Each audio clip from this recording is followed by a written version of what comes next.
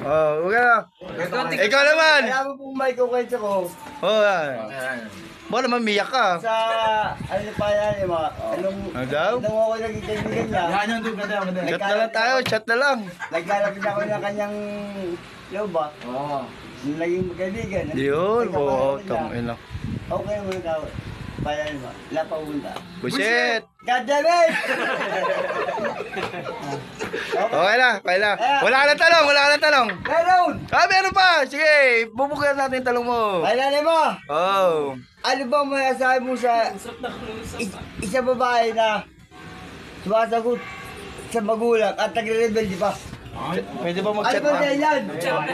Chat na lang. Ano, pre? Pre! Susubukan mo talaga. Pre! Pre Lloyd! Chat na lang, oh. Ano? Buset! God damn it! Answer! Sasagutin niya, walang mayangay. Oh, sige, oh, sasagutin ni Paring Lloyd. Wala ba yun? Ang tanong ni Epong. Bakit sumasagot? Isang babae daw, pre, magulat, nagre-rebelde pa. Isa babae Parang tao. pare, parang gusto niyang palabasin pare, ano? May mga ballpen?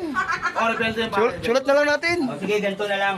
Eto. Ah, ito na, ito na. Dahil Ito sa na. ko nakikita kahit sa aspeto ng buhay eh. Ang totoo kung bakit nagre-rebelde ang isang tao. Babae, sabi mo, babae. Mapalalaki, mapaanong gender yan, anong edad yan. Kasi hindi lang kabataan na nagre-rebelde, pati yung mga matatandang magulang ko. Sa paraan na iba naman, hindi ka sa paraan ng kabataan. Meron dahilan ang pagre-rebelde. Maraming dahilan. Ngayon, kung ikaw ay isang magulang na tulad ko nakikinig sa social media, dapat alam mo ang istorya ng buhay ng anak mo. Para mismo ikaw makakasagot sa lahat ng katanungan na meron ka sa isipan mo. Bakit ka sinagot ang bakit ka sinagot ang anak mo? Ha? Bigyan ka ng tatlo, baka nagkukulang ka. Bilang sa magulang. Pangalawa, baka hindi mo nakikita ang ginagawa ng iyong anak sa lipunan. Pangatlo, ha?